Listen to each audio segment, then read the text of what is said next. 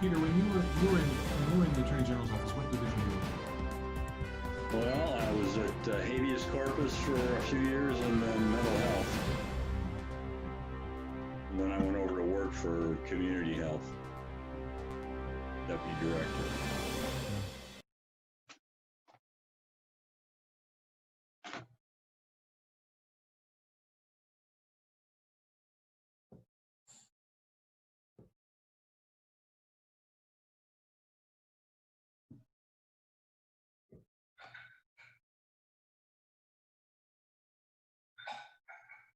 Okay, it is 7 p.m.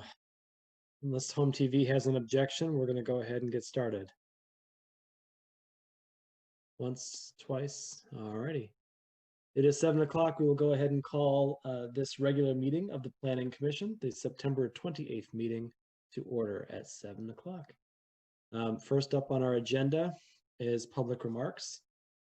So if you have not joined us virtually yet for public remarks, we have a couple of different ways that you can speak to the Planning Commission. There will be 2 opportunities to speak tonight, right now, and then at the conclusion of the meeting. And if you would like to speak to the Planning Commission, you can give us a call. And oh boy, I used to have the phone number memorized, but I seem to have lost it. Perhaps someone on the technology. 517-349-1232. Thank you. 517-349-1232. Or if you are joining us in the Zoom meeting, you can use the raise hand feature to indicate that you are interested in speaking, and our staff will promote you to a presenter so that you can make public comment to the Planning Commission. I will remind you that public comment must be limited to 3 minutes, and we do ask that you please give your name and address at the beginning of your comment for the public record. And I will mention, because I neglected to at the beginning, that this meeting is brought to you virtually thanks to Governor Whitmer's executive order. So with that, we'll open the floor to any public wishing to make comment.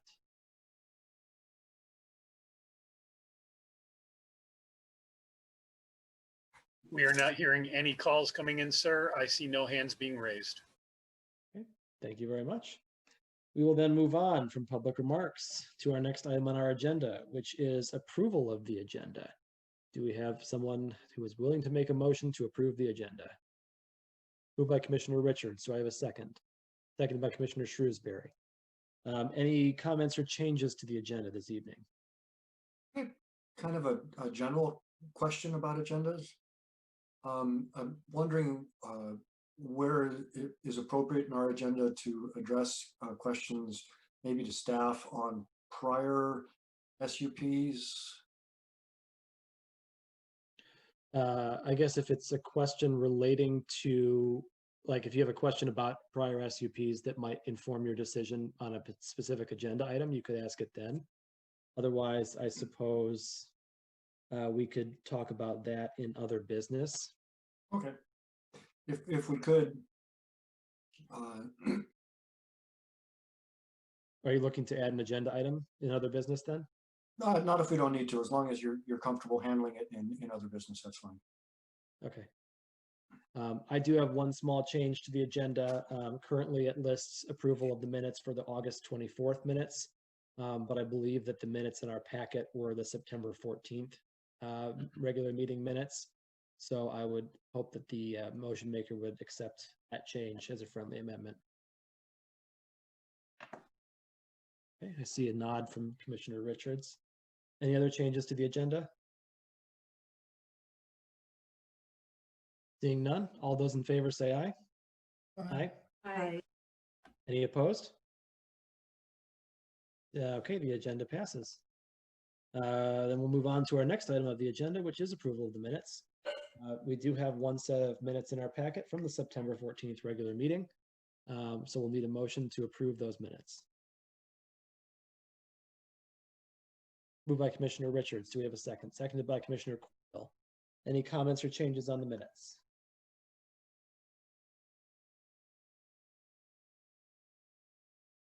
Okay. Commissioner Cordell, was that a hand to second, I presume? Yes. Okay, wonderful. Seeing no other comments or changes, all those in favor of approving the minutes as written, say aye. Aye. Any opposed? And the minutes are approved. Next up is communications. We had one communication in our packet related to special use permit number 20061. Peter, were there any late additions to communications? Alrighty, then we'll move on to item number 6, public hearings, none. Item number 7A, unfinished business. So we have special use permit number 20061, Elizabeth Engeda, an expanded existing adult foster care home at 5340 Park Lake Road to accommodate up to 10 residents. So I believe we have a motion in our packet if someone wants to get us started there, and we can discuss it once the motion is made.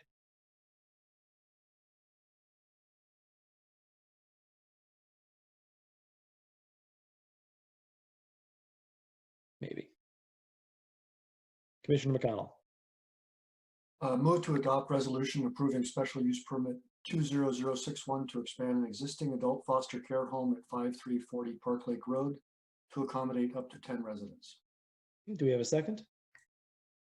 Seconded by Commissioner Primo. Okay, any discussion on this agenda item? On this motion, I should say. Yeah, I'll kick off. I do remember during the public hearing wondering about the issue of parking, specifically on Park Lake Road.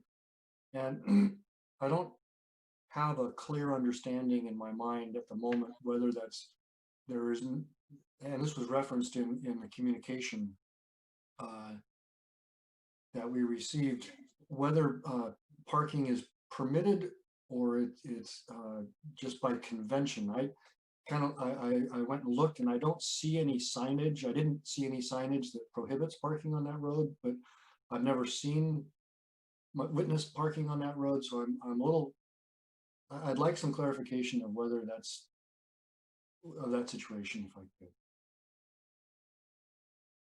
Peter?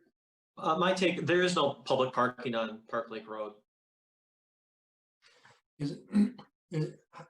How is it prohibited? Well, one, I just don't think there's space there. Right. I see your point, but I don't know if I can answer your question specifically.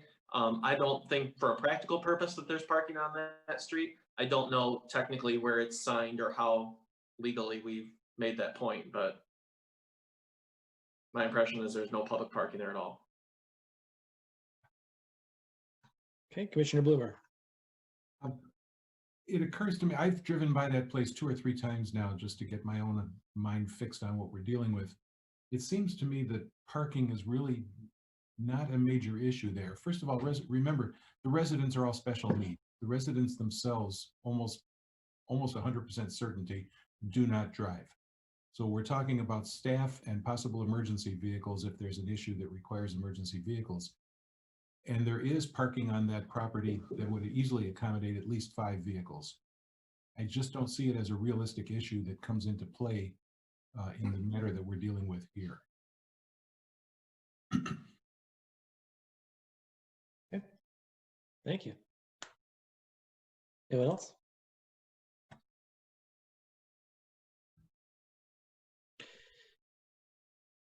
Okay.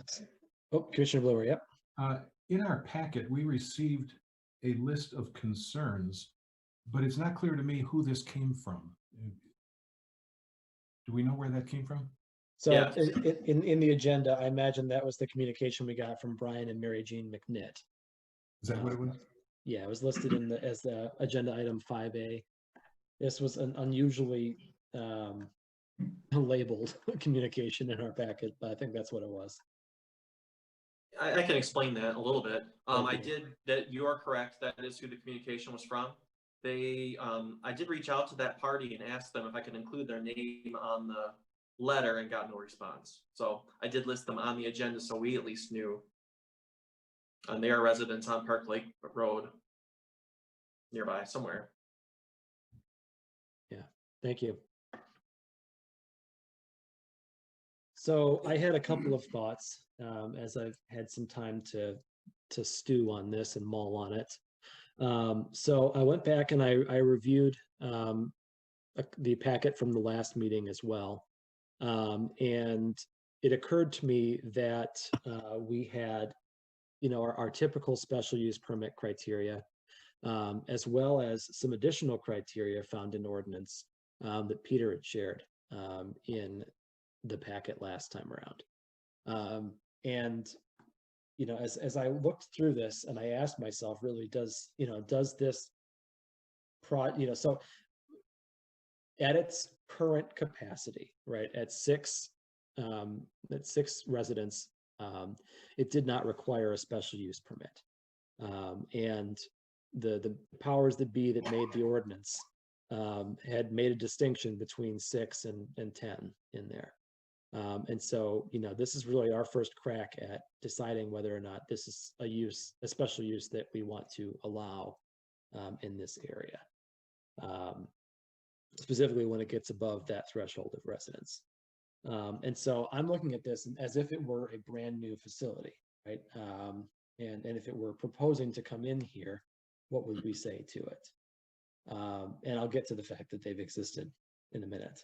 But my concern is that I feel like if we are looking at with fresh eyes this facility, and does it meet the criteria that's set forth in ordinance, I am concerned that it perhaps would struggle to meet all of those criteria.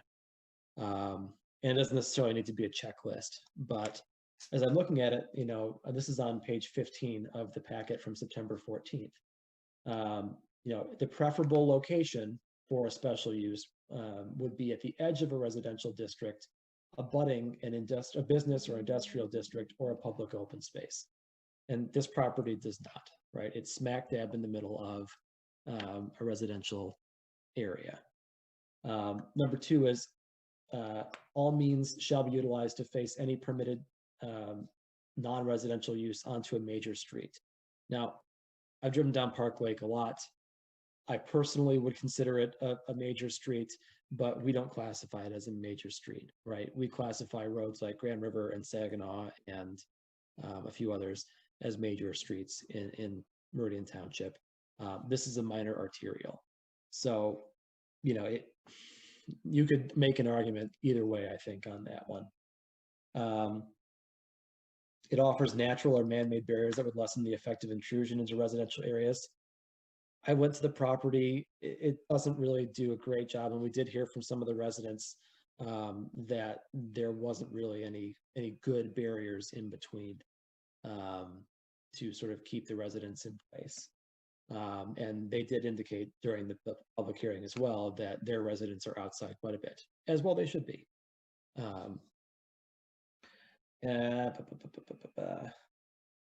And then the rest they seem to relatively do pretty well. The building being harmonious and blend appropriately. That certainly was something that I think we all agreed it did blend pretty well into the surrounding neighborhood. And then lastly, the one that I also wanted to touch on was that the off-street parking spaces shall be provided as required by the zoning ordinance. Now, the documentation that was provided by the applicant in this week's packet certainly showed us that they are capable of putting 5 cars in that driveway. Now, are those 5 cars packed in there in such a way that they could get out in an orderly fashion? I don't know. And for my purposes in looking at it, when I'm looking at how many parking spaces does it have, it's how many can be occupied and the property still be accessed effectively. And so when I look at what the pictures they provided, I'm seeing several cars that, if fully parked in, would not be able to get out. I see some that would block a driveway from being accessed in case of emergencies. So I personally feel as though it does not meet that criteria for me. So that's a long way of getting around to saying that I'm not as sure as I thought I was when we first talked about this a couple of weeks ago, that I would be supportive of increasing it at this time for some of those reasons.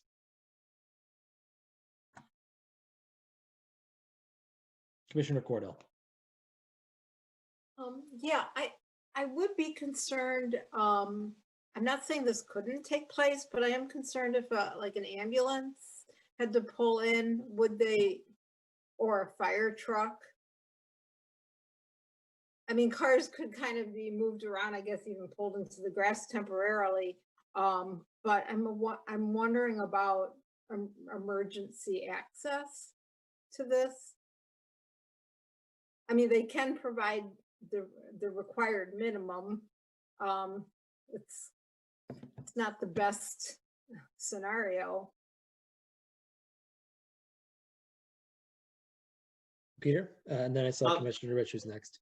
Yeah, I'm pretty confident that our emergency services could handle this. They could, if anything, pull up right along Park Lake Road. Their hoses stretch, I think, like 250 feet. So I don't think they'll have any issue with this. They have reviewed the plan and had cited no concerns with the proposal. It's good to know. Commissioner Richards? Yeah, I guess my point is there are two accesses, driveway accesses to the property. I think it'd be a lot more concern if there was just one access, you've actually got two. The other point I guess I would make regarding its location, again, looking at the packet information from last meeting, you can see you've got Park Lake, which is basically a barrier on the west side, and then you've got space between that property and the properties to the east. So it is somewhat isolated, if you want to say that, or a barrier is there to the east. So basically you have your neighbors, the closest, and I believe one of the neighbors was very supportive of this immediate neighbor. So I guess I add it all up, and I think based on the history, the fact that this use has taken place for a number of years and has not created issues in the neighborhood, I certainly would continue to support this special use request, permit request. Thank you. Commissioner Bloomer? Yeah, I agree with Commissioner Richards. What we're dealing with here is an incremental increase in what has already existed for a number of years. If they came to us and said, look, we want to put 45 people in there, that would be a major impact on the community, a complete change of the work of the use of that property. But they're going from 6 to 10. And the neighbor most immediately close to them has no objection at all. I don't see that this is going to change the impact on the community as it already exists. And to me, that's the deciding factor in this.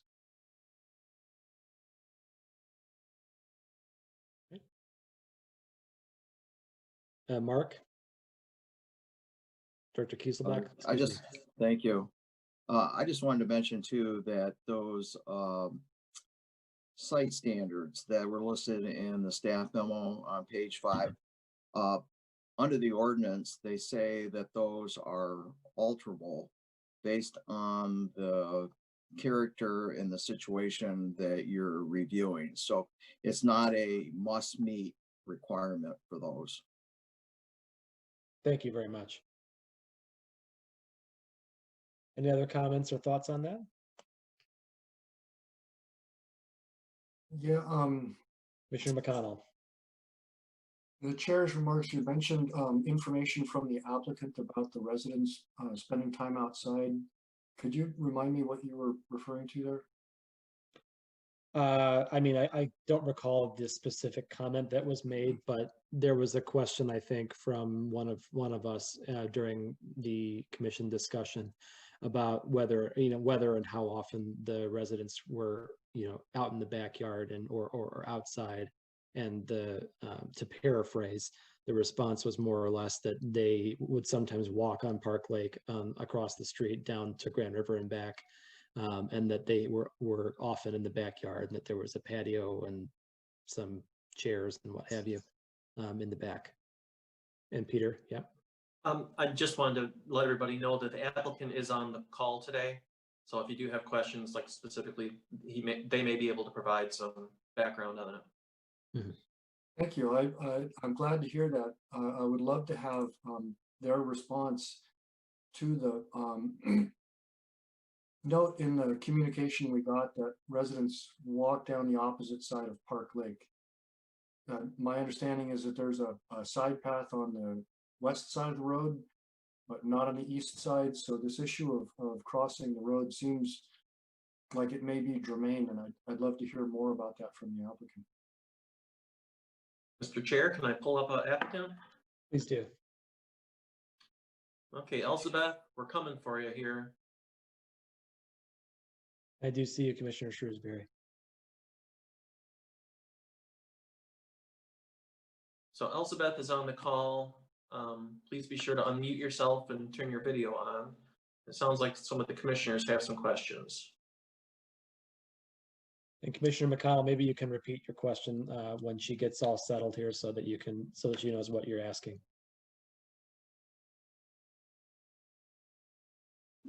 I was She's on. asking about the communication we received that residents oftentimes walk down the opposite side of Park Lake, and it can be difficult to cross because it's very busy. And I was curious how that situation is handled. Thank you. Thank you again. We are meeting and then we are processing these situations.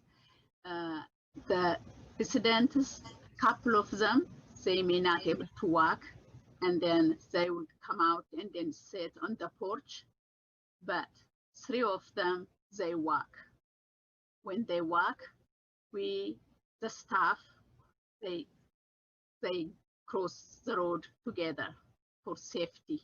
Even they're able to go by themselves through the community, but we have to be with them.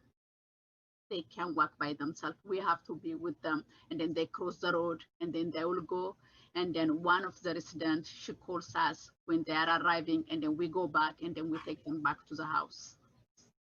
I have a little porch at the back. They sit there. We can sit at the front. We can pull the chairs. We don't have any problem to go out any time of the day. And all of them, they are not ambulatory. They can go far because they use walker.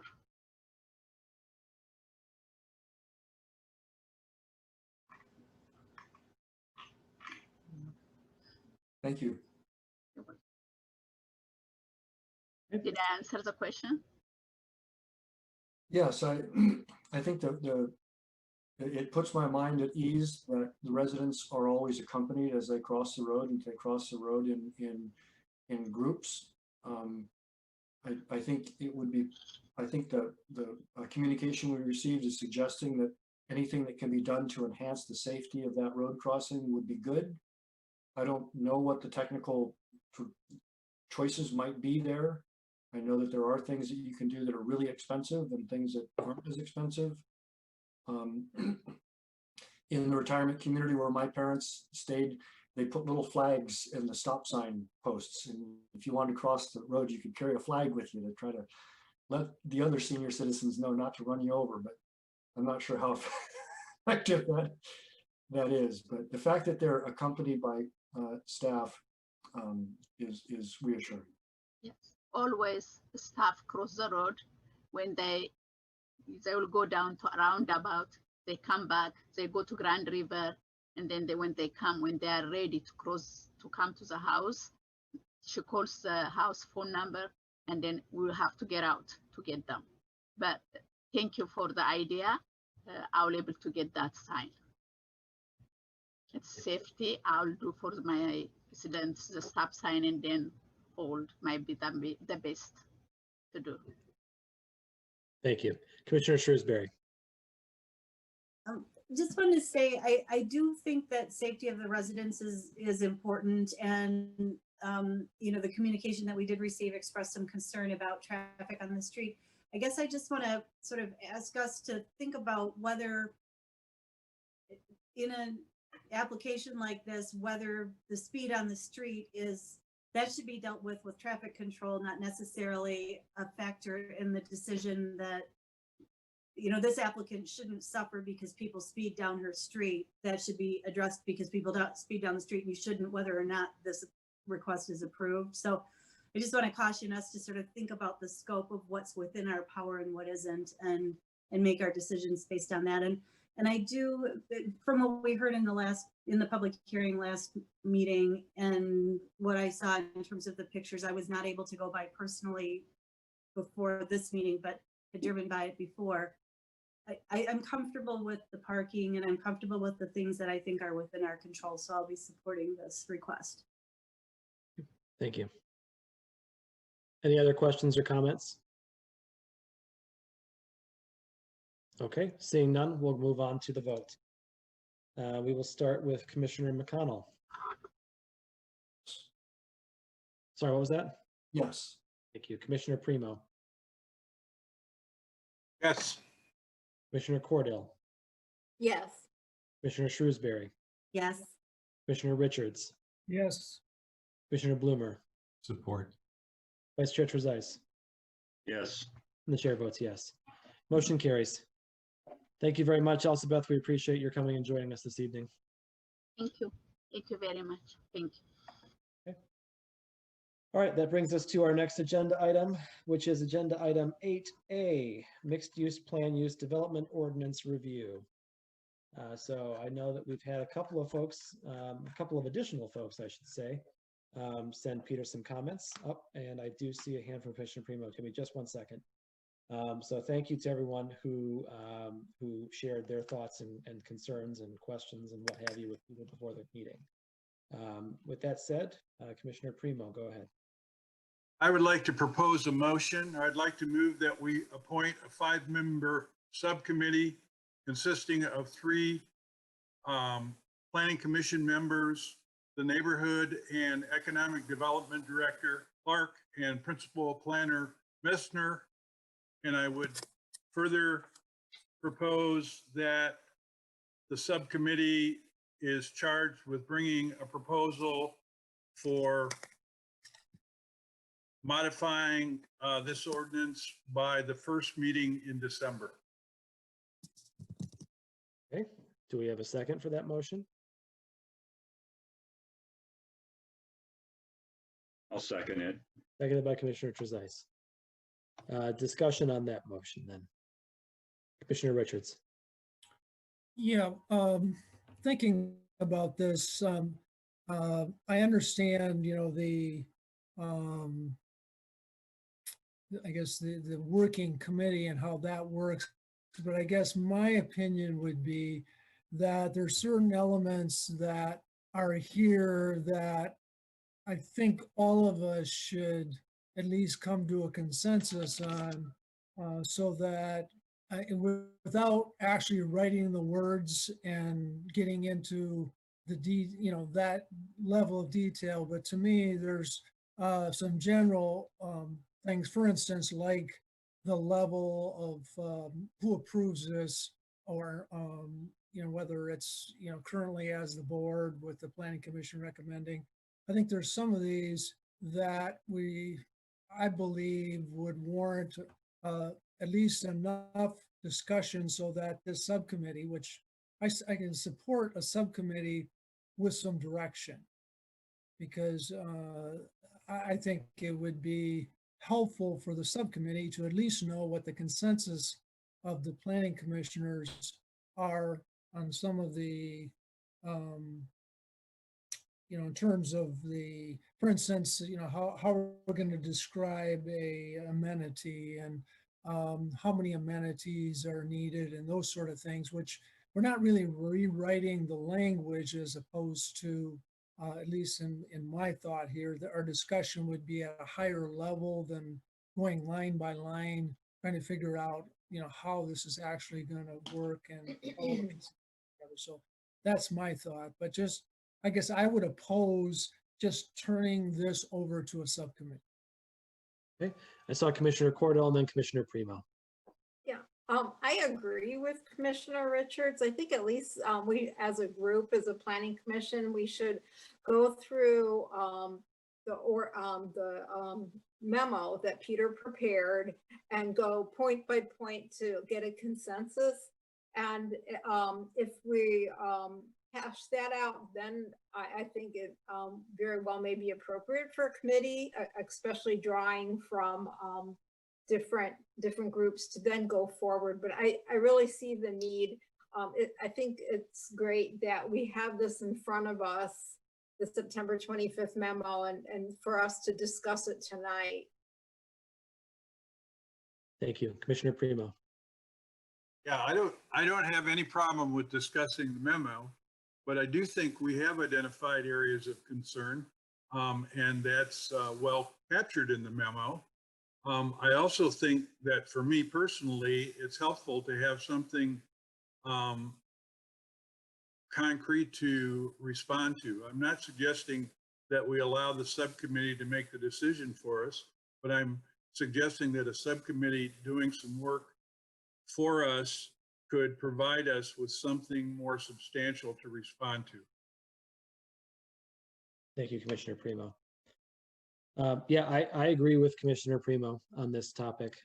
I think that, we've discussed this 2 or 3 times, and that we can continue to weigh in on it in our meetings if we like. I mean, it is the only thing on our agenda currently for the next meeting. And we can still talk about, sort of what we want to see.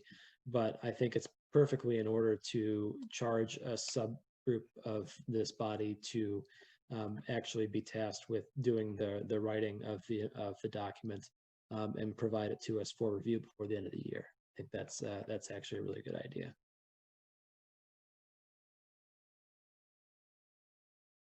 Any other comments or questions or thoughts? Commissioner Trezise. Yeah, I agree with a lot of the comments here. I think a subcommittee ultimately is in order, but I think some of the things in this memo are contradictory. And if the board as a whole has some opinions as to which way to go to give guidance to the subcommittee, I think that's entirely appropriate and probably necessary to come back with something that the board is comfortable with. Thank you. Anyone else? Okay, so there's a motion on the table to appoint a 5-member subcommittee with Principal Planner Menser, Neighborhood and Economic Development Director Clark, and 3 members of the Planning Commission to draft a revision to the MUPUD ordinance as it exists today, with the charge of having a draft ready for review by December 1st. So with that said, we'll move on to a vote. Actually, by the first meeting in December. By the first meeting in December. Okay. Right. We'll start with Commissioner Primo. Yes. Commissioner Trezise. Yes. Commissioner McConnell. Yes. Commissioner Cordell. Yes. Commissioner Shrewsbury. Yes. Commissioner Richards. Yes. Commissioner Bloomer. Yes. And the chair votes yes. So the motion carries. We will nominate a subcommittee to address this matter. So we have 2 of the 5 members already on with our staff. Congratulations, you've been appointed. Voluntold, I think, is the phrase. So now we need to nominate 3 members of the Planning Commission to be a part of this. Commissioner Primo. To recommend that Commissioner Hendrickson be on the committee as the chair, and that he be joined by Commissioner Cordell and Commissioner Richards. Thank you, Commissioner Primo. So I'll go first. I appreciate the nomination, but my day job as Chief Deputy County Clerk of Ingham County is going to keep me very, very busy between now and Election Day.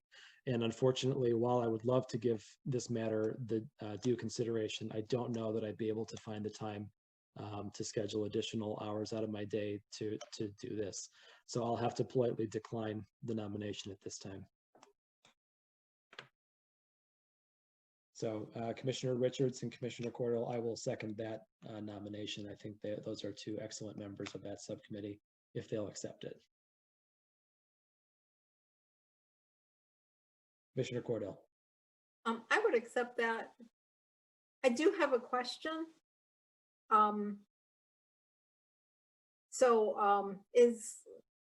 Is Ms. Clark in the audience? Is she aware that she is being Yep, she's here. selected? She is. And she is smiling. So Okay, I can't excited see for her, the so I was leery about assigning someone who I wasn't, sure she was even aware of it, so. Yep, I'm following along, just not interrupting. Thank you, though. Okay, sure thing. Commissioner Richards. Yeah, I guess I'd like to have some discussion about these points and some direction, I guess, if I'm going to be one of the members of the steering committee. So I guess I would be involved with that qualification, I guess, if you want to call it that, or contingency, because I think that we could do a lot of work, and then if there's not a majority of planning commissioners that support a particular item or two, then we've kind of wasted time. So I just really think, and there are some things that are not clear to me in the way that the current ordinance is written, and maybe I don't know if others have the same questions, but I look at the definition of a waiver and try to figure out, well, what is a waiver? Because they talk about, what can change, but then there's other things they say that can be done that aren't consistent with, the general ordinances. And so, what's a waiver? I mean, that whole definition and trying to get to that point, I don't know, maybe it's clear to everybody else, but it's really not clear to me. And that's one of the areas that, we say it's too broad and that sort of thing. So I just, to me, I think we need some direction before we start working on this. And we've got general direction, but I think there's some ideas or thoughts, at least opinions, to see if there are higher priority items or things that everybody supports, or there are items here that really only one or two of us support, then I think we should be aware of that. Mm-hmm. Yeah, and to that point, I think we continue to keep this on our agenda so that if the subcommittee has questions along the way as they start to meet, that we can provide some general direction so that you have that guidance as you need it. And I think that we do definitely talk about it today so that we can start that conversation now. So it sounds like we have a yes from Commissioner Cordell and a contingent yes from Commissioner Richards. We do need a third member. So I would nominate Commissioner Primo, since it was his excellent idea, to join the subcommittee. Only fair. Do we have a second for that? Sure. Seconded by Commissioner McConnell. And Commissioner Primo, do you accept? Okay, excellent. All right, so we have Not sure how I could not. We have three members proposed, Commissioners Cordell, Richards, and Primo. Any discussion on those nominations? Okay, otherwise, all in favor, say aye. Aye. Aye. Any opposed? And the subcommittee is formed. Congratulations, ladies and gentlemen. All righty, so with that business out of the way, we can start to review what was in the packet that Peter provided us. Peter, do you want to give us a brief rundown of where we are? Yep, thank you very much. So in the memo in the packet, I attempted to put a couple of the comments I got from some of the commissioners, along with many of my own thoughts. So just be aware it's tainted in that way. So really, I just tried to categorize it and then summarize some of the thoughts I've heard so far in the discussions that we've had. Do you want to go by category? Because I do think I'm really glad you came back to this, because a lot of these I was throwing out there as kind of discussion starters and was hoping that we could get some clarity on them. So if you don't mind, I'd like to go through Take it all away. of them.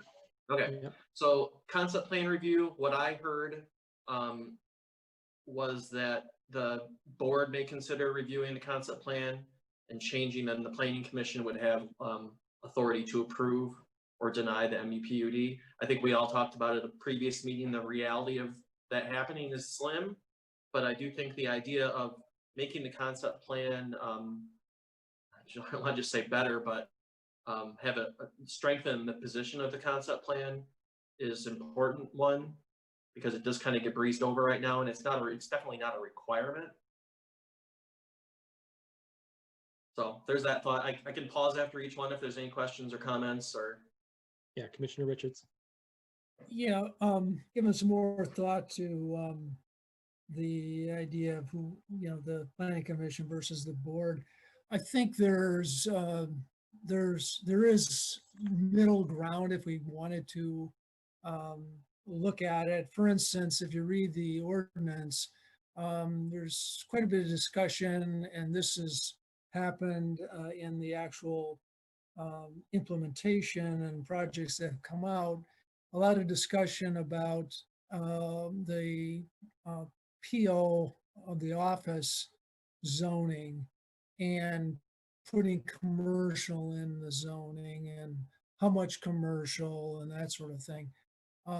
So I think there's a way to say, if, take the hot button items and require the board to, if they're going to look at PO zoning for a mixed use PUD, have that portion of it approved at the board level. But if they're in C2 or C3 and it's already zoned for commercial and can allow office, then does that need board approval? I mean, can that be handled at the planning commission? So I think there's a way to look at what we know are going to be hot and have been hot button items where you're next to residential property, so you have a lot more neighborhood input into the projects than you might have if it's, for instance, the Meridian Mall, which, there's really some distance between the mall and significant residential. So anyway, that's my thought, that there might be some middle ground as opposed to the planning commission handles everything and the board, doesn't get involved in it other than the concept plan.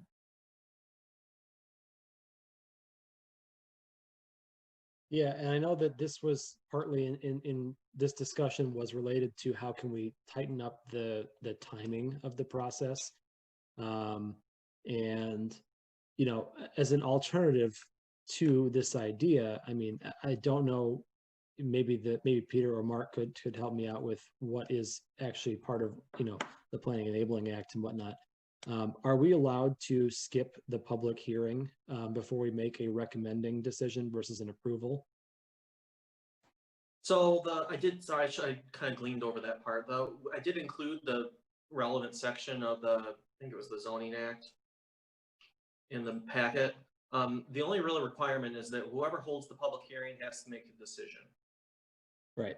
So I guess as a middle ground, if we were trying to cut, if we truly don't as a body think that the township board is going to relinquish the authority for final approval on this, we could at the very least remove the public hearing step from our part in this discussion, and just have a planning commission discussion and a vote to recommend approval or denial as a possible alternative to simply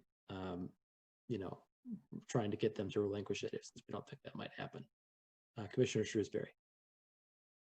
Yeah, I like the idea of speeding up the process. However, I find this is going to sound contradictory, that quite often, especially in some of the more complicated things that we're considering, it really does take the first meeting to kind of hear it, own it, discuss it, hear the thoughts of, I mean, that's why we're a board, is because sometimes my fellow commissioners come up with things that I would never have thought of on my own, but that really do resonate with me. And it's helpful to have that, raise any questions, and then come back to a future meeting with the answers to some of those questions that come up. And so I'm afraid if the intent is to shorten that process to just, we get it presented and we have to vote right then and there, I think that might present a challenge at certain times. I guess we could always reserve the right to come back, and not requiring a public hearing would mean that we had the flexibility. If it was a no-brainer, we could say, yep, we're recommending and move it forward. And if we thought it needed more discussion, we could do what we do sometimes, even after a public hearing, we extend more than one meeting. But I really want to caution us not to sort of, in the interest of speed, cut ourselves out of having that time to deliberate and consider when something requires and needs it. So I would hate for a developer to sort of be resentful of us because we were taking that time that would automatically be allowed to us if we want public hearing and then decision at the following meeting. So just a process consideration that I would like to raise. Thank you. Commissioner Trezise. I agree that you can be too fast, and I think cutting out the public meeting as the proposal is being developed and can react probably cuts out a lot of the neighborhood. And by the time it gets to the township board, they're redoing it and back to square one. It seems to me that if there was any place to eliminate a public meeting, it would be at the township board. But if they're the final decision maker, they also have to have a public meeting. But I think we'd be remiss by cutting the public out of the discussion at the beginning of the process. Thank you. Commissioner Cordell. I agree with that sentiment. You don't want to unduly prolong things, but these things are usually kind of complicated in nature. That's why it's a planned unit development. It's not just a simple project going forth. All right. Well, if my comment did nothing but crystallize this in opposition to it, then terrific. Which it sounds like it did.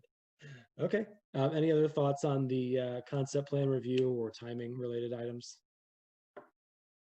All right, go ahead, Peter, on to the next section then. Thank you. So applicability, I only had one comment about this, and it was, I believe it was from Commissioner Cordell about only offering, and if I didn't represent anyone well, please do speak up, because I'm just trying to synthesize some comments. So the thought was to consider only offering the MUPUD for redevelopment projects in our PICA areas in Hazlet and downtown Okemos, or only at the Meridian Mall property. The only challenge with that would be we'd have to set up specific overlay districts to where we would offer the ordinance. Right now, it's really in any commercial or office zoning district. That might be a better, I know the form-based code hasn't gotten too far, but that would be a good substitute for, instead of limiting, I would see us using a form-based code in a specific geographic area versus limiting the use of the MUPUD. That's just my initial thoughts on it. Okay. Any thoughts on that?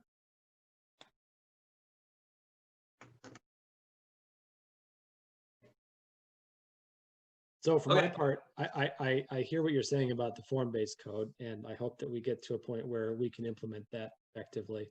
I think for my money, it would be helpful to see like this is when we would use MUPUD and this is when we would use form-based code, just from a standpoint of like this is the, I mean, because they read very similar in their current state. I think we've pointed that out a couple of times.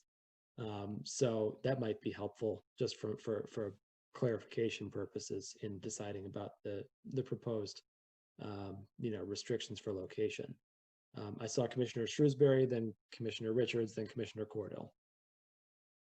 This is a question for staff. Of the MUPUDs that we currently have, and thank you for providing that list, that was really helpful.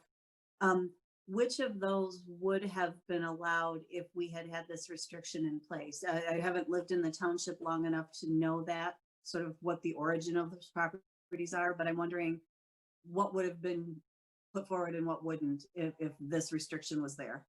Sure. So in my list, I did not include projects that have not happened yet. So The Village of Okemos project would have been one that would have been allowed to proceed. The Russell project that's at the bottom of page 2 would have been, that's in our downtown area. And then I think the only other one would be Pine Village. That hasn't started yet either, so it's not on this list. But that would have proceeded because it's in downtown Hazlet. Yeah, but that whole area over by Dawn Avenue on the west side of town would not have been, where a bunch of them like Red Cedar Flats and Red Cedar Manor, which we saw last year, I think, or maybe the year before, were Commissioner Richards and Commissioner Cordell. Yeah, I guess I would consider limiting the area to something similar to this. I think to me it ties to what's the purpose of the MUPD, and one of the things is protect the environment and the qualities that make Meridian Township what it is, and so redevelopment certainly is a concern, particularly the mall and commercial properties. So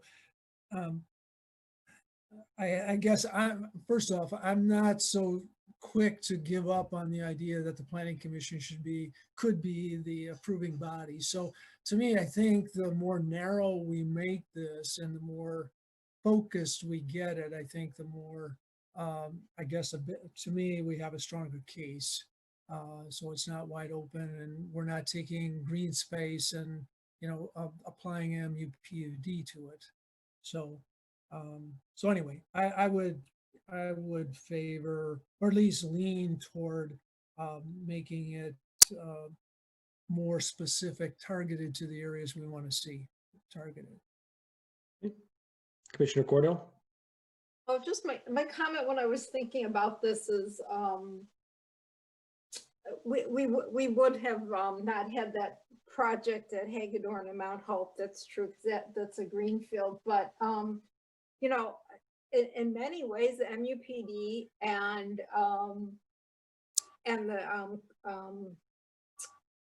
the form-based code, they have a lot in common, but we don't have the form-based code yet. So why not work with something we have now? And what my thinking was, what do we really want to target? And I think you want to give incentives where they wouldn't necessarily, where they really need them. If development is going to occur on a greenfield, which is sometimes simpler, many times simpler for a developer, you're kind of giving away a lot, but you're trying to direct growth in certain areas, and that was my thinking. If I could chime in real quick, and I can better articulate my thoughts in writing. You probably all have noticed over the years. I would challenge everybody to think of MUPD and form-based code as very distinctly different ordinances, processes, and concepts.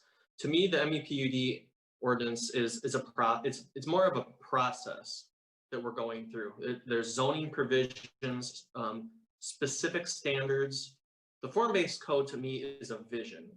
And that's one of the challenges in finishing it, frankly, is establishing this vision that you would then basically give a green light to for developers to proceed with. And that's the hard part, and the part that we aren't necessarily able to do in-house sometimes, is put graphics together and have we've all been through the charrette process now a couple times over the last few years. And that's more form-based code, is developing this vision for a very specific area. The MUPUD is more of a development process and zoning standards that could apply anywhere. So I think we ultimately need both. It'd be fantastic someday to have all of our development areas covered by a form-based code. And we talked about that, them being, different districts, different standards. So that'd be like the prime goal. But I definitely think they're two different things. So while we're talking about this, at least I don't think of one as being replacing another, for what it's worth. Thank you. Any other thoughts or questions on the applicability section here? Commissioner Trezise. Yeah, I agree with Mr. Menzer, that they're different in concept and application. But I can also agree that if we're trying to use the MUPUD to foster redevelopment as opposed to gobbling up green space, that we may be able to target it to areas which are eligible for brownfield redevelopment or something like that, which doesn't rely on the PICAs, but has some sort of restriction to get them where we want them to be.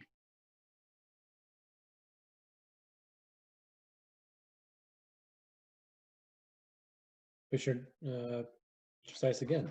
No, I was trying to take it down, not up. Okay. Any other comments? Commissioner Shrewsbury. Perhaps we could consider, as we go down a little bit further to the next, I think it's the next or the one after that, the amenities section, we could have a higher threshold of amenities if you're not building in one of these areas, so that we're incentivizing the building in the areas where we want it, but still giving the flexibility to allow it in other areas if we deem it appropriate, provided conditions are met, and kind of looking at it that way. Like we're going to give you, it's going to be easier to do it here, but if you really want to do it here, we might be able to work with you if you work with us. Okay, Commissioner Cordell. Oh, I just wanted to verify, I didn't want to get rid of the MUPD, but I mean, we already have it, so it's a little easier to revise it than to create a whole new ordinance. So I think we all just heard Commissioner Cordell say on the record that the subcommittee is going to have an easy time of redrafting this ordinance. That's a All right. relative term, right? All righty. Let's go ahead and move on to the amenities section, seeing no other comments on the applicability. Okay, this was easily the most, most comments on this one.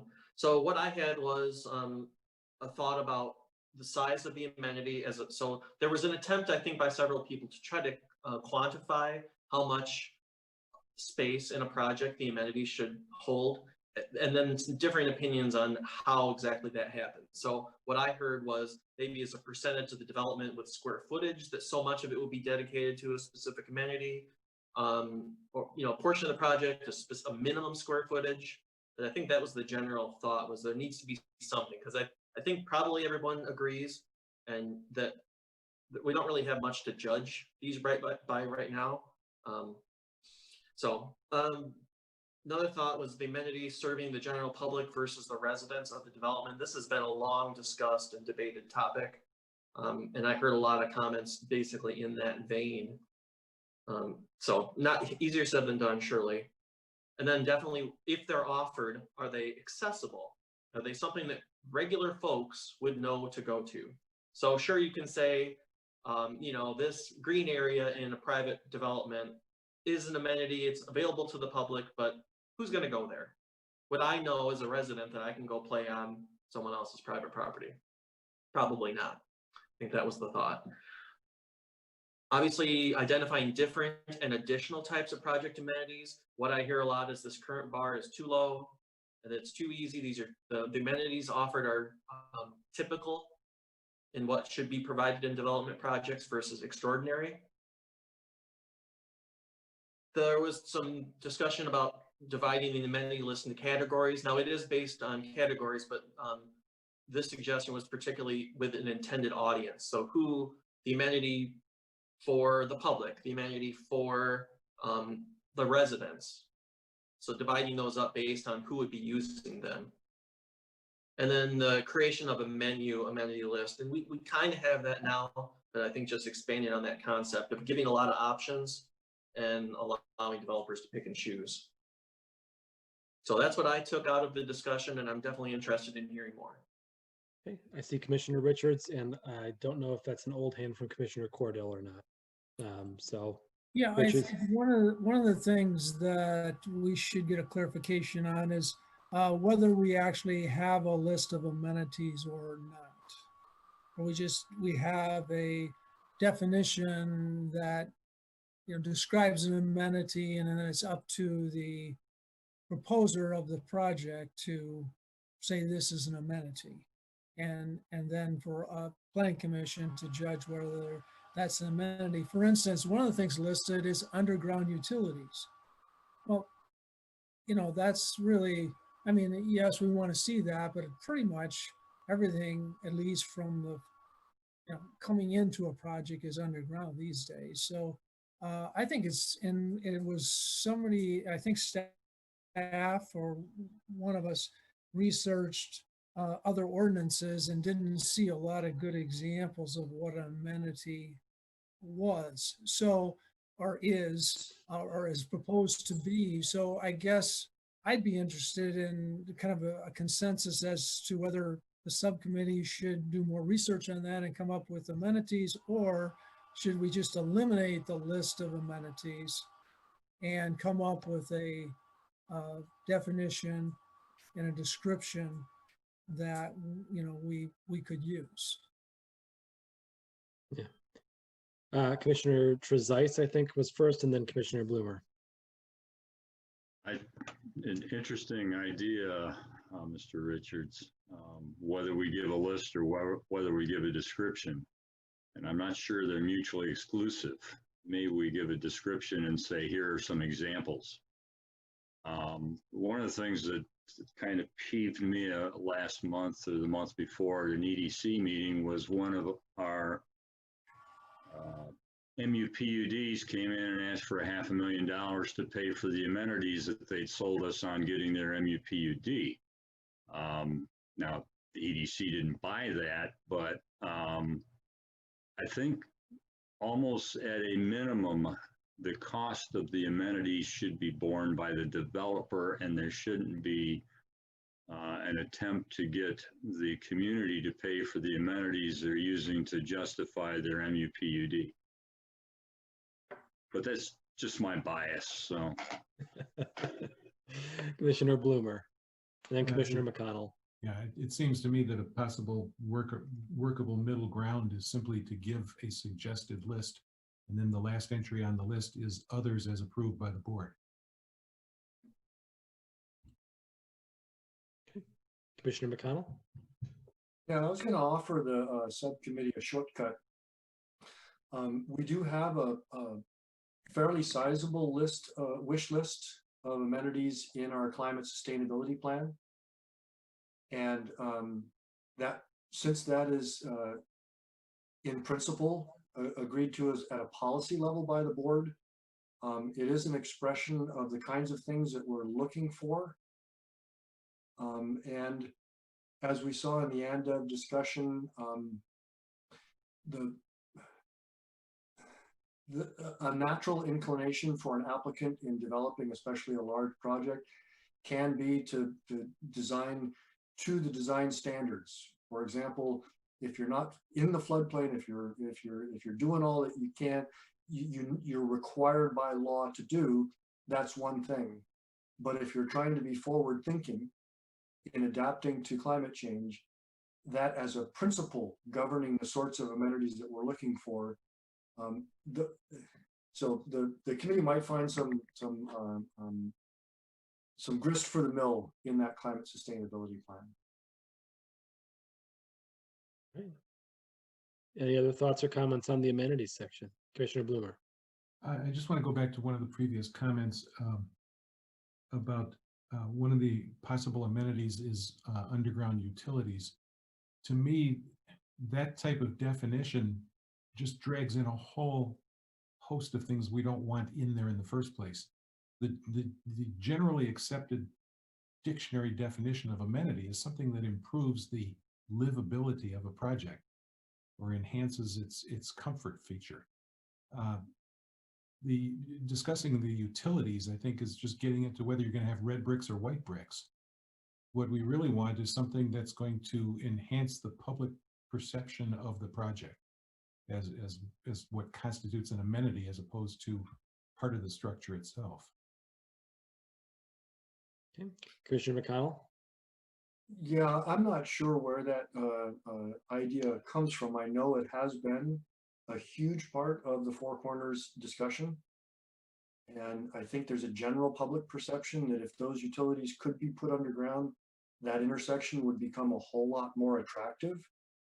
And if I remember my history correctly, there has been a lot of back and forth over the years about who would pay for that. And it wasn't billions of dollars, but it was a big enough number that the applicants were trying to get the township to participate, and the township didn't have that as a line item.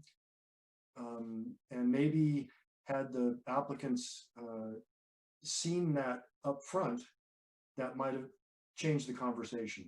Maybe there are other instances that drove that, but that I know that was a huge sticking point in that, has been historically. Commissioner Cordell. Was it avoiding power lines, having street light fixtures without the power lines? Was that considered an amenity? And I would agree that it is, not having power lines. I'm assuming that was a question for me. So the question is, was that project approved with that specifically as an amenity? I don't remember if that was one of there. I'm sure there were multiple that they selected. I don't remember if that was one specific for that. Commissioner Richards. Yeah, I did not have that project in mind. I only listed that or said it because it was one. You take that one away, because to me, that's an anomaly.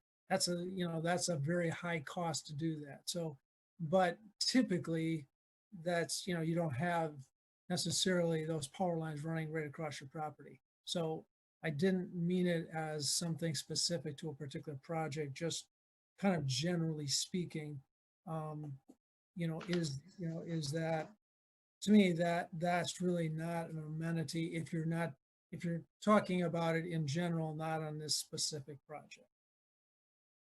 If I could piggyback on that, and I agree, that's a very specific instance, the Village of Okemos project.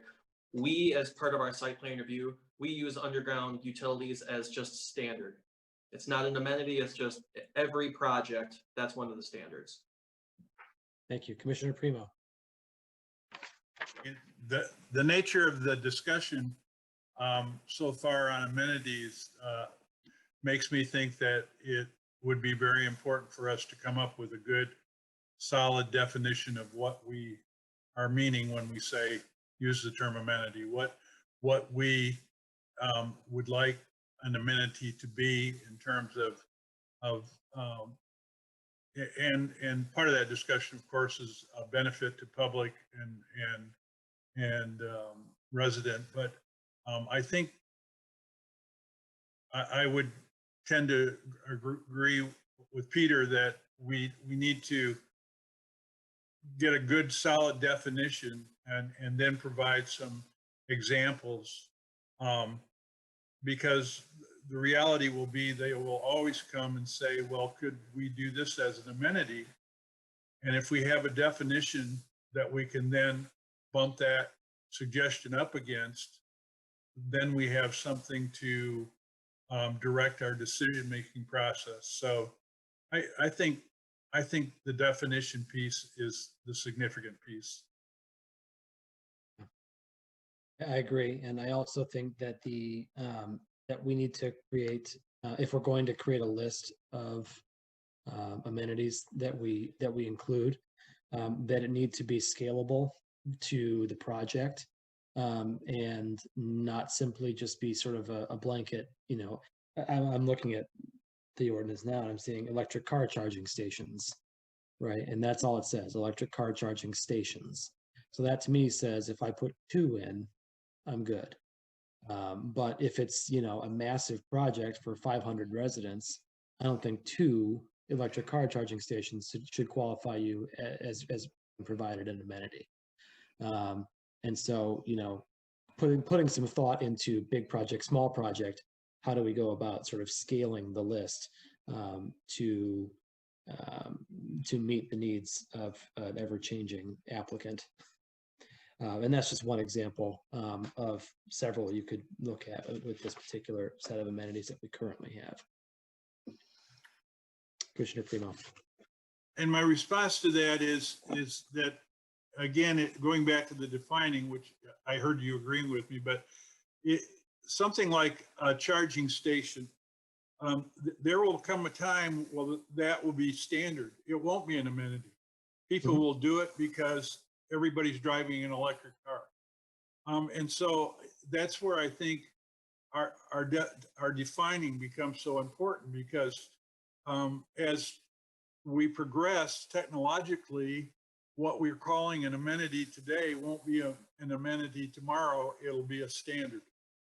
And that's why I think that in terms of a usable, ongoing, reasonable ordinance, you have to define it in those terms, recognizing that today's amenity might be tomorrow's standard. Yeah, which is I think what we all hope in this particular case would be. But I don't mind, kicking the can down the road to the Planning Commission from 2050, and have them have to swap out a few items off the list and put in some whatever the new version of their amenities are. I'm comfortable with that. Yeah, I hear that. Commissioner Trezise.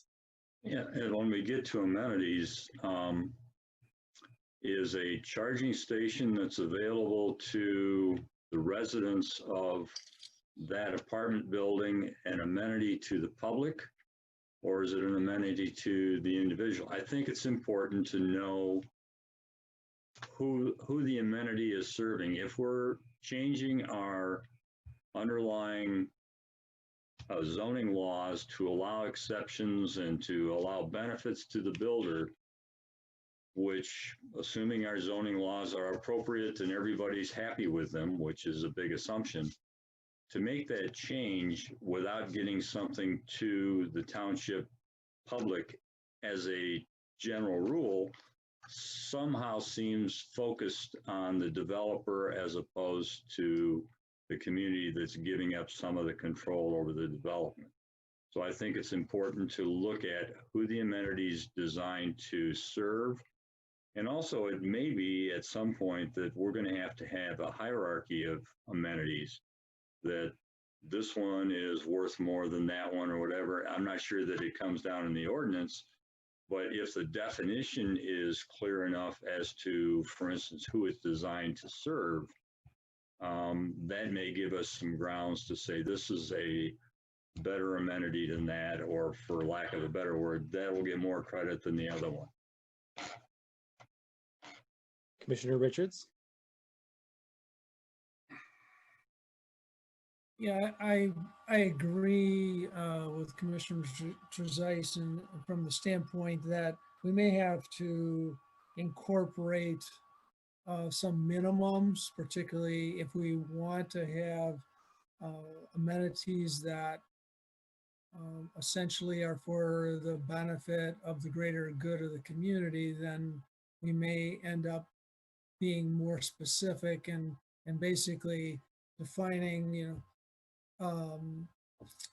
those that are more usable and intended for the occupants and users of the project versus the general public, and have some minimums in there in the section on amenities and what's required.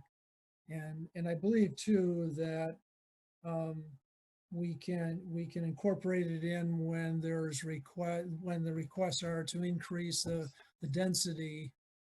We can incorporate more specific amenity language and target those amenities as because that seems to be the hot button, is more density. And so I think there's ways to do it, but we'll have to write that in and make that change. So I would support that change. Okay.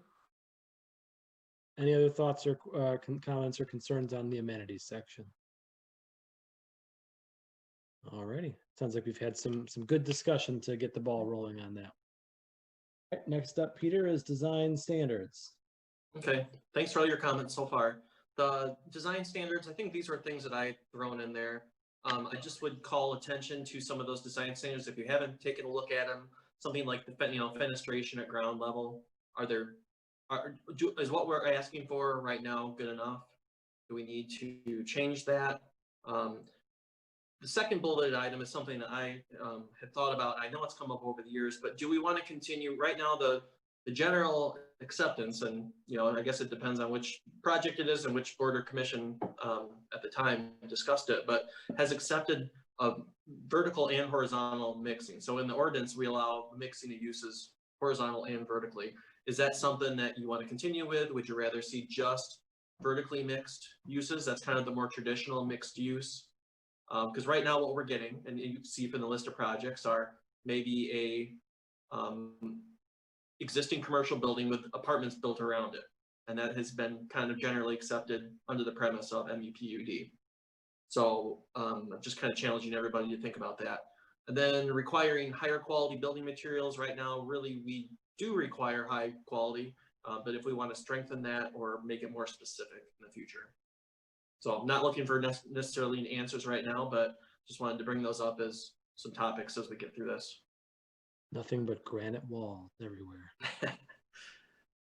We may want to articulate that, we want brick versus quick brick or something, would we even know the difference? But just some of the details are, devil's in the details, right? Sure. So we can, I might just breeze through a couple here because I know we've been on this for a while. Procedures, length of process. I think everybody agrees, mostly the developers, that the process takes too long, but also even from a resident standpoint, I'm sure it can be kind of exhausting to try to follow it through different bodies and 2 different sets of notices. And then I made the note about the state act requiring a body that holds a public hearing to make the decision, which does complicate things in terms of process. Application requirements. This is more of a general question from me.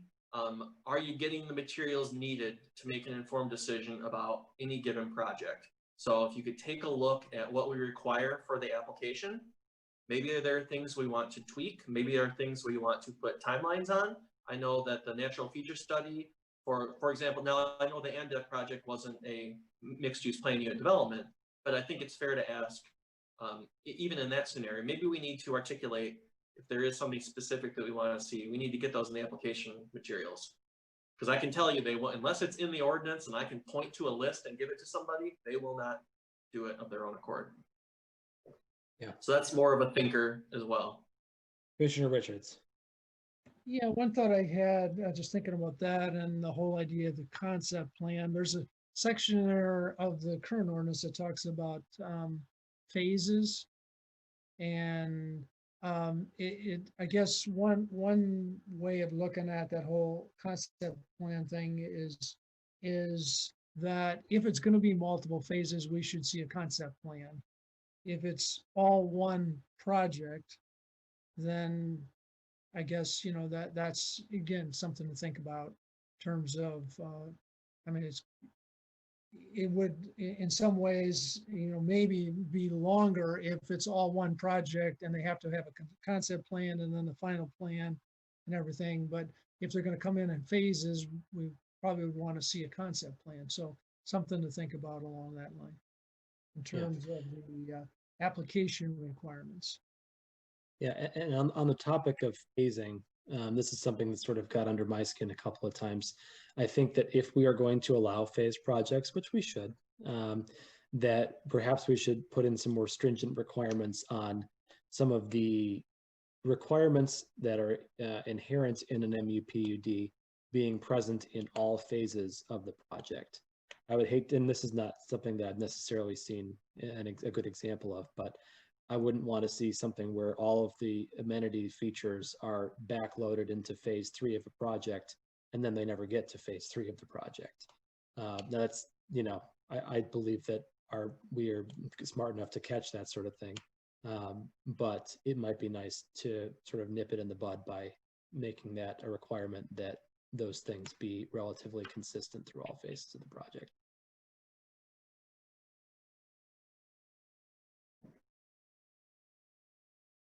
Anything else on the application requirements or the procedures or the design standards that we've talked about here over the last few minutes?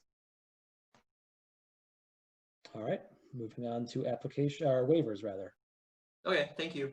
So general feedback on waivers, they're too broad and too easy to obtain. So the general idea with the waivers, there's supposed to be trade-offs between amenities. You know, the applicant submits or provide, you know, an amenity, and the trade-off is they give us waiver, and the waiver would be, you know, number of parking spaces or a setback from a specific yard.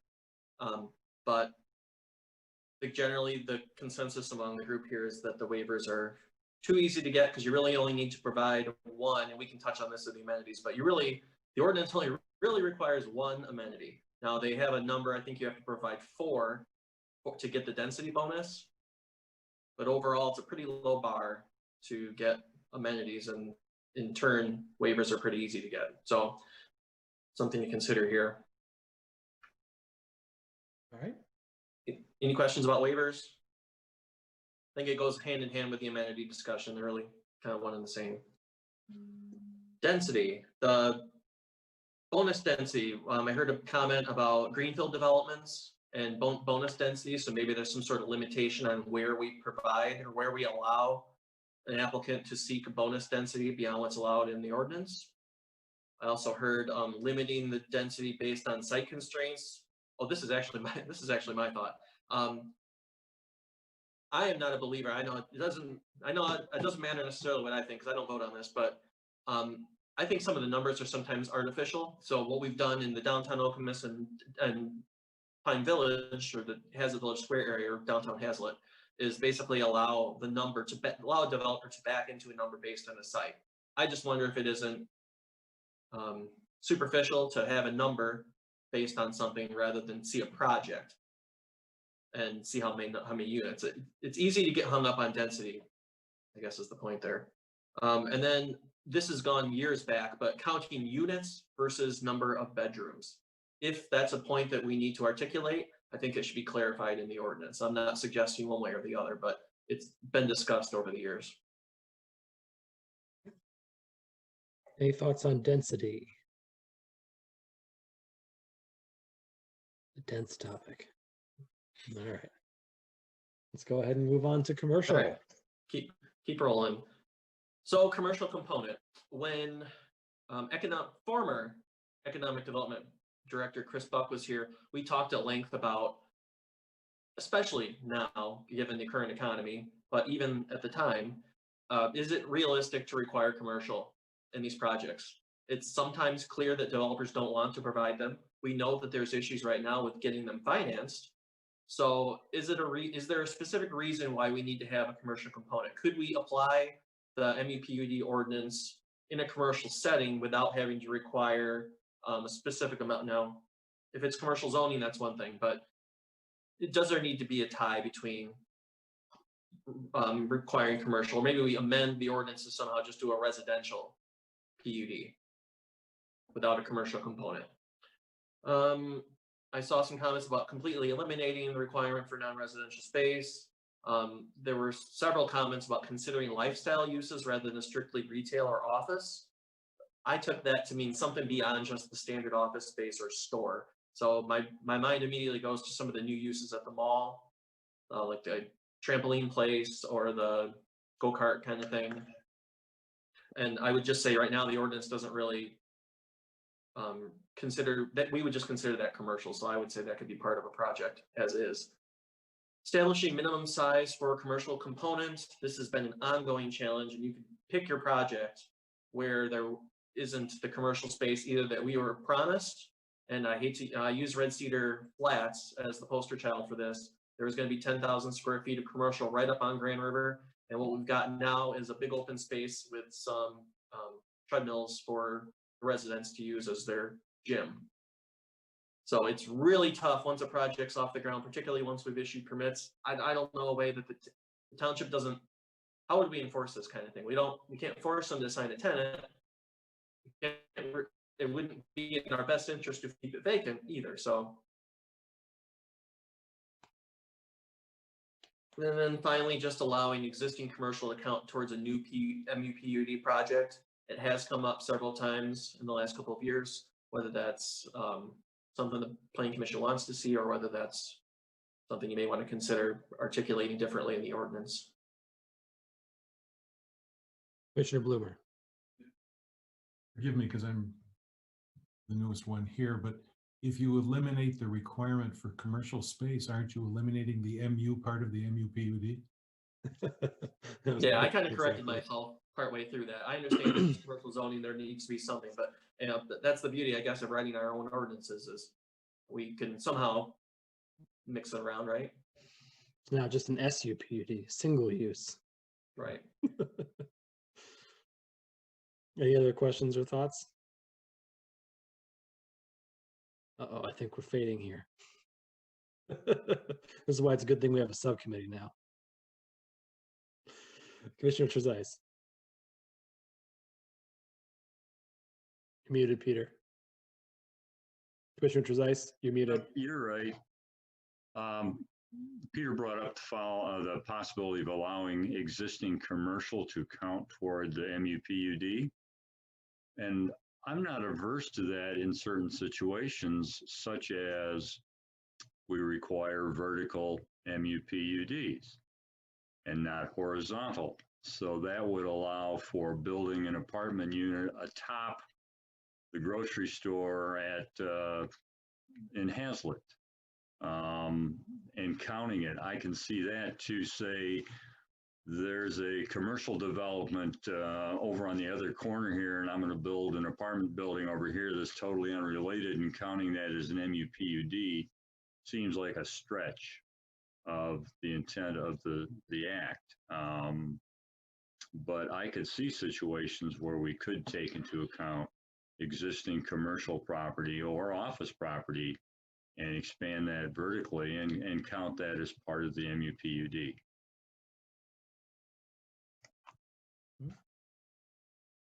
Any other questions or comments? Thoughts on that? All righty. Amendments, Peter. Yeah, I'll go very fast. Amendments. Current provisions, we allow pretty significant, if you take a look at it, significant project changes to fall under the minor amendment category. So I just wonder if the Planning Commission, if that's, obviously you didn't draft the ordinance, but do we want to keep that kind of thing? Was it by design? I'm not quite sure. But a lot of amendments fall into minor, which means it does not come back through the Planning Commission and the board. On the same note, the amendment process is also difficult. So if it does qualify as a major amendment, you're going back through the double gauntlet of Planning Commission and board. So we may want to take a look at that amendment section to determine if it's really meeting the intent of or desires of the Planning Commission at this point. Mm-hmm. So my thought on this is that I agree that we could probably make fewer things minor amendments and move them into the major amendment category, so long as we reduce the amount of time that the major amendment category takes.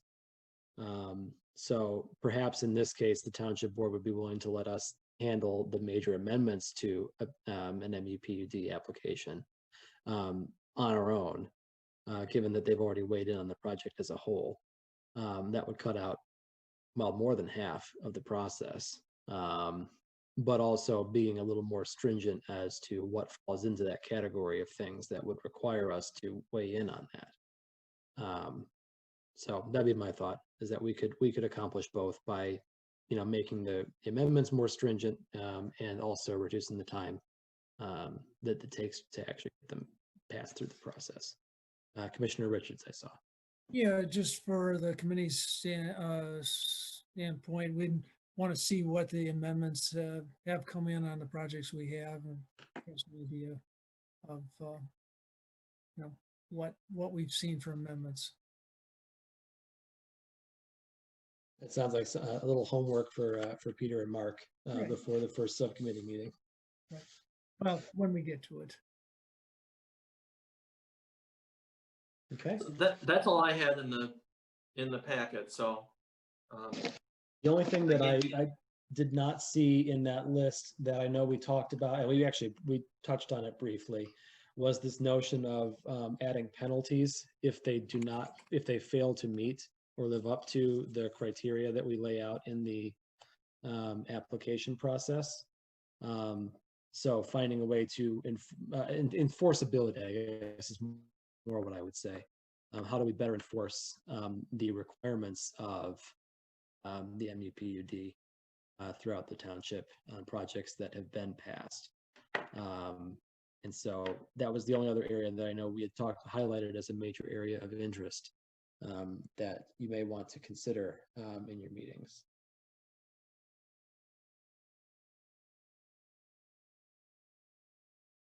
That's all I had for now. So thanks to everyone that sent comments in. Don't read too much into some of my comments. I was just kind of sharing thoughts I've heard from a variety of sources over the years. Thank you. I saw Commissioner Primo, then Commissioner Shrewsbury.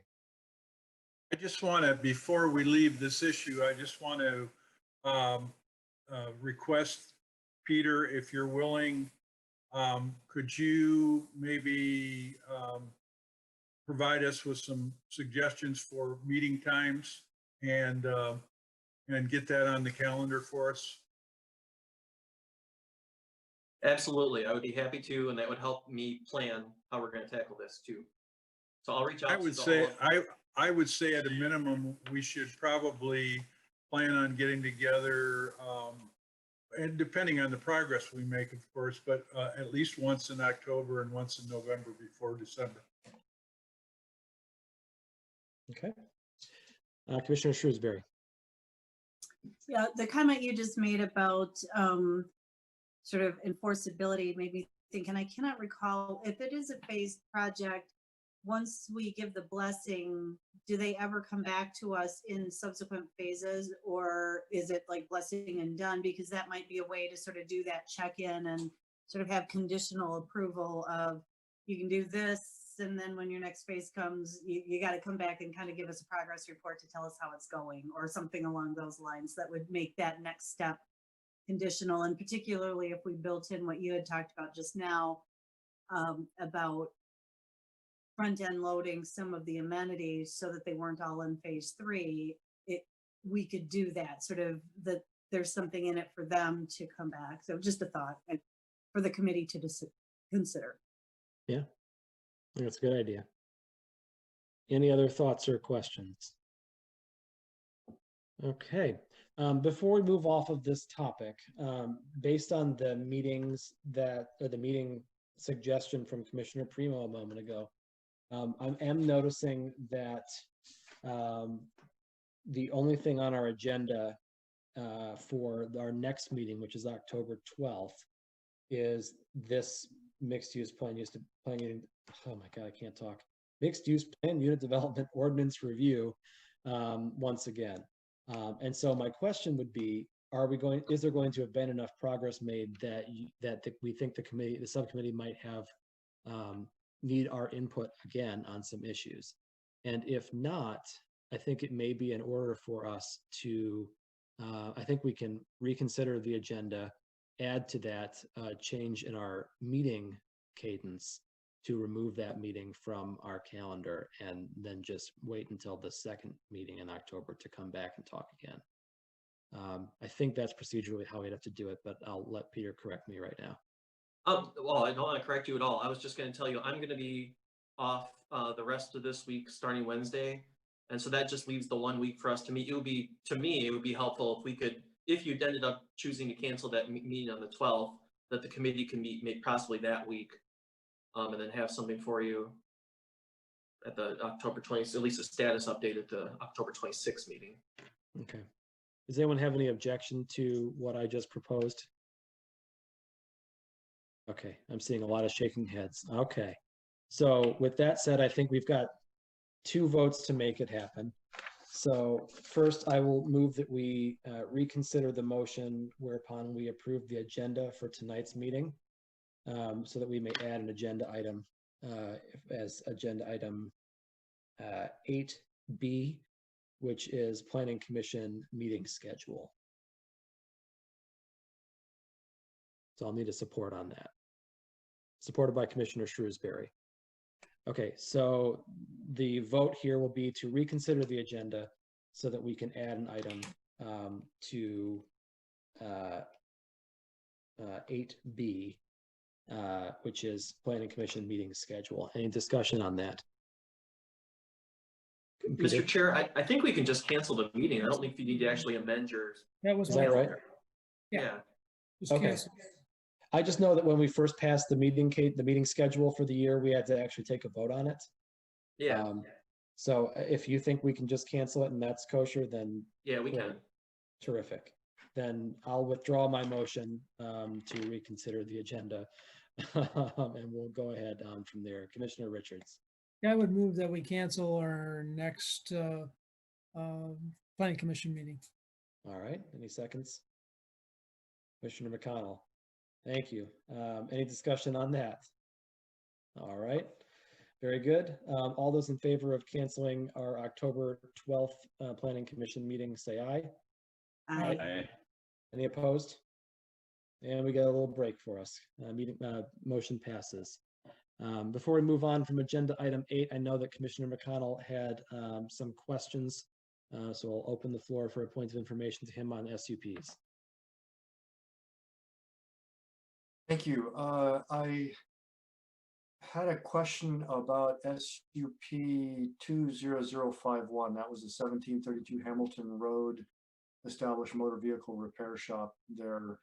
I've been pouring through my notes and I can't get back to the discussion in detail, but I do recall a discussion about whether there were going to be inoperable cars parked in the parking lot of that business. And there was some form of assurance that that wouldn't happen.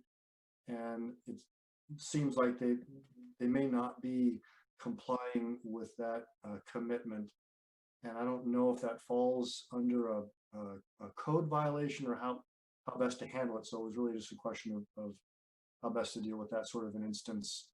Kind of going back to that question of when we require commercial property, but then they can't get a tenant, what do you do about it? And how does the township deal with those commitments and when they are met?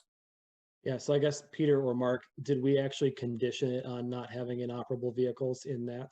And if so, did that pass the township board already? That's a good question. I don't remember. So I would have to go back and look, but I can definitely do that and report out. And that special use permits ended with the planning commission, so the board never saw it. Right, okay. Once I can confirm whether it was a condition or not, I can reach out to the group and let you know. I just don't have the materials here in front of me to make that right now. Okay, thank you. Any other questions, Commissioner McConnell? Commissioner Bloomer, you had a comment or question there? Yeah, it presents an interesting enforcement question that Commissioner McConnell raised. If there is a violation of a specific condition on a development, is that enforced as a code violation? It definitely could be. They could potentially violate their special use permit status as well. If it's, I think that would, both of those things give us leverage. We would probably start with code enforcement, depending on the severity of the issue. If it truly was something with the, no, Mark wants to speak. I'll stop. No, it's a civil infraction so that we could process it through that. Eventually that could progress to circuit court, I presume. It would go to, initially it would go to district court and then it would go to circuit court if it went on from that, if there was an appeal. Okay, Commissioner Bloomer. In a previous life, I was a court magistrate and I would have heard that as a code violation. It's a violation of the ordinance that they're not in compliance with the special use permit that was approved. Mm-hmm. Yeah. Okay. All right. All right. Any other discussion there? Otherwise, we'll go ahead and move on to agenda item 9A, Township Board update. Peter. Thank you. So the board has met twice since last time we met on September 14. So they met on the 15th, the very next night, and took several actions related to previous planning commission projects. So the first of which was they held the public hearing on the Pine Village Brownfield Plan, and we'll come back to that in a minute. They also held the public hearing for Plan Unit Development 20014, which was the Silverleaf at PUD out at Bennett Road at Hewlett. Both of those went well. They took action on also several items. The special use permit for Andev for the building greater than 25,000 square feet was approved by the board. They also approved the extension of the tentative preliminary plat for Sanctuary 3, which is over there east side of Hewlett, off the Robbins Way, or off Robbins Way, not East Robbins Way. That's a 7-lot subdivision that was approved, the extension, so that's a 1-year approval. We're expecting them to come in for final preliminary plat approval soon. And then they had several items under discussion. One was the Brownfield Plan. Like I said before, that went fine, and they actually, at their next meeting on the 22nd, they held a special meeting on the 22nd to approve the budget. But we also put the Pine Village Brownfield Plan on that meeting, and it was approved. The Silverleaf PUD is on the board's agenda for October 6th. So they'll be on the mission from the board. The assignment was to prepare a resolution to approve that project. So the next step in that would be to go through site plan review with staff. And that's it. And the township does have an approved budget. It's on the township website. It was approved at that special meeting on the 22nd. And they're going to start paying planning commissioners now. So I'm just kidding. All righty. We'll move on to any questions for Peter, I guess. No? All right. We'll move on to liaison reports. I can report that I went to the ZBA meeting on September 23rd. And after about 85 minutes of discussion, the Clarion Point Hotel, which is currently occupying where the Super 8 used to be, will have a 10-foot awning. So a big win there. Anyone else have any liaison reports? Commissioner Primo.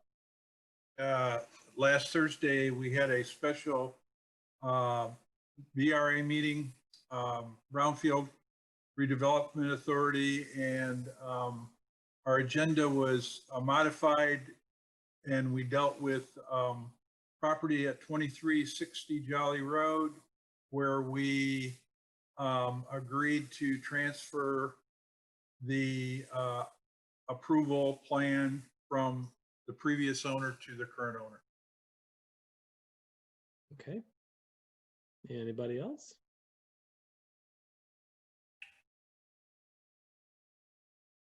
All righty. Seeing none, we'll go ahead and move on to project updates. New applications, none. Site plans received. We have a Verizon wireless antenna equipment cabinet, Northwind Drive, and site plans approved. We have a 14-space parking lot on Saginaw Highway. Good stuff. All right. Last up is public remarks. This is your final opportunity, public, to reach out to the Planning Commission at this particular meeting. You can give us a call at 517-349-1232, or if you are our lone attendee in the Zoom meeting, you're welcome to use the raise hand feature, although I think that's our captioner. So yeah, it is. No it's luck a there. transcriber. So give us a call, and you can be on with the Planning Commission. I'll remind you that your comments must be limited to 3 minutes, and please give your name and address at the beginning of your remarks. But with that, we'll leave a few moments for the public to call in.